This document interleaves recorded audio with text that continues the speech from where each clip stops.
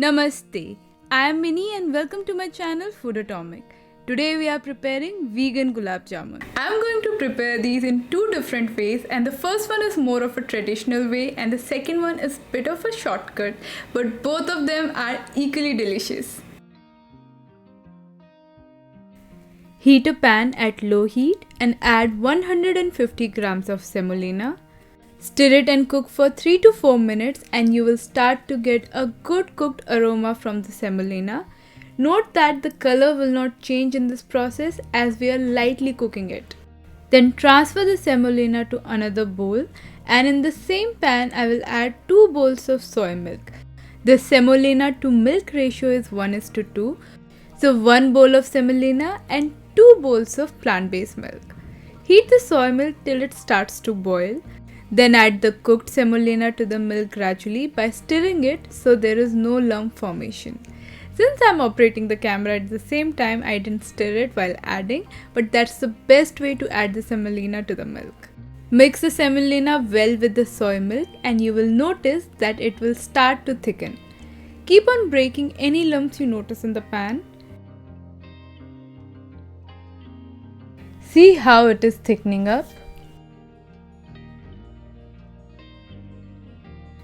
After 4 to 5 minutes, add half teaspoon of cardamom powder. I like to add the cardamom early on so it infuses with the gulab jamuns. We have to cook this over low heat till the mixture turns into a dough.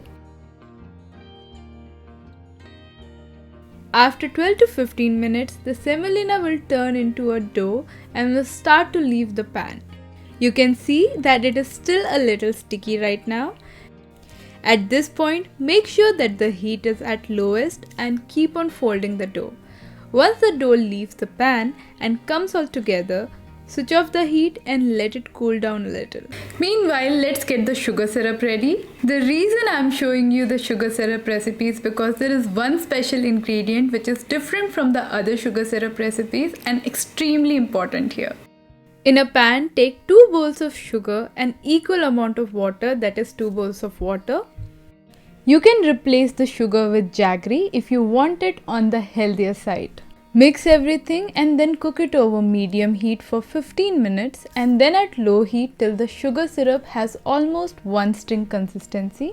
Remember that the sugar syrup will thicken up a little as it cools down. And if the sugar syrup is too thick, it will not get absorbed by the gulab jamuns very well.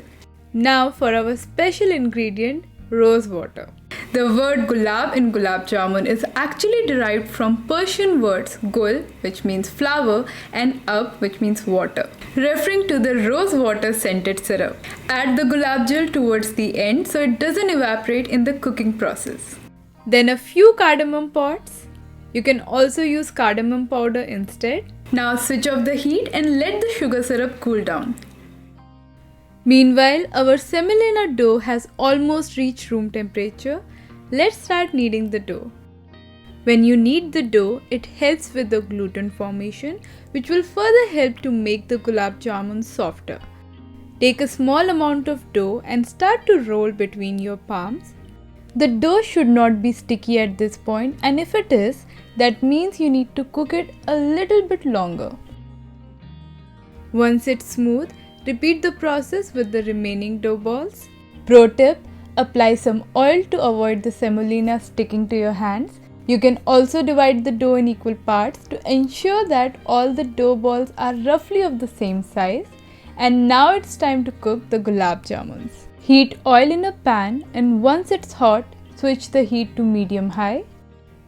Roll the gulab jamun one last time before adding it to the oil.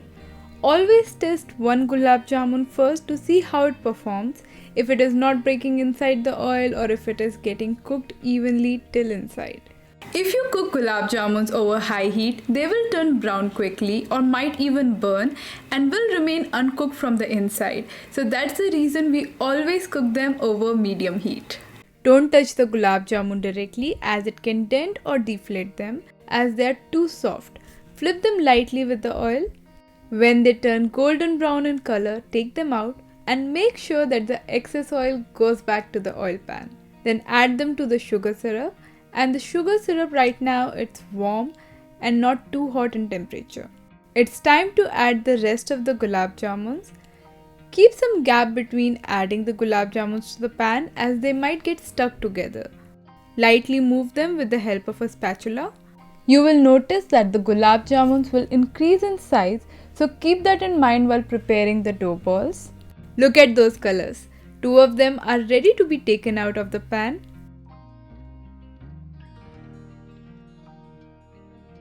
Submerge the gulab jamuns in the sugar syrup and let them rest either overnight or minimum of 4 to 5 hours.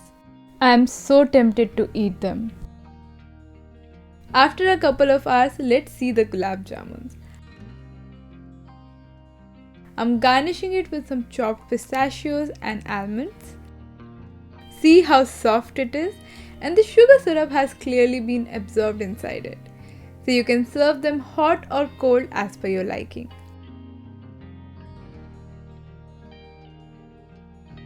Moving on to the second method, which is personally my favorite and way quicker and equally delicious. We are preparing these vegan gulab jamuns with whole wheat vegan bread. I have taken 4 slices of bread. Remove the edges from the bread slices.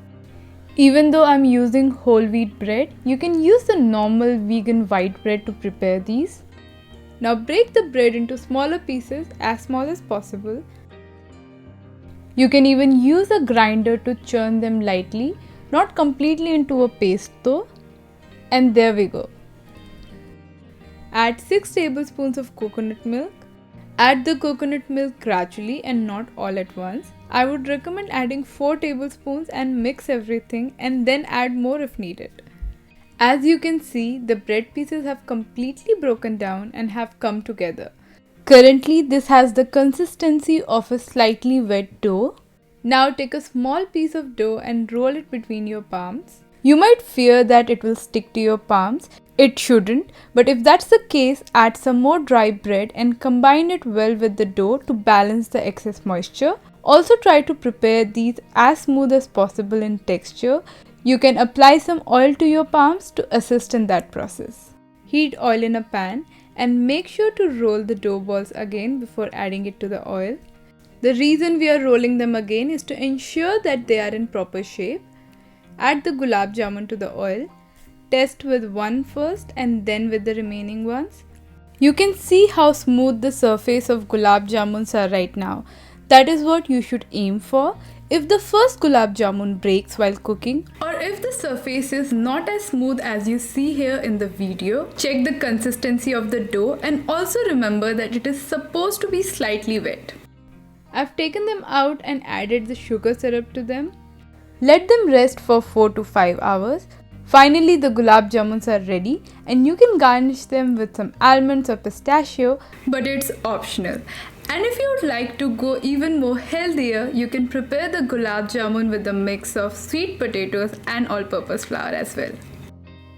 So that's all for today guys. If you liked this video, do give it a thumbs up and don't forget to subscribe to my channel Foodotomic. I'll be back soon with another interesting vegan recipe.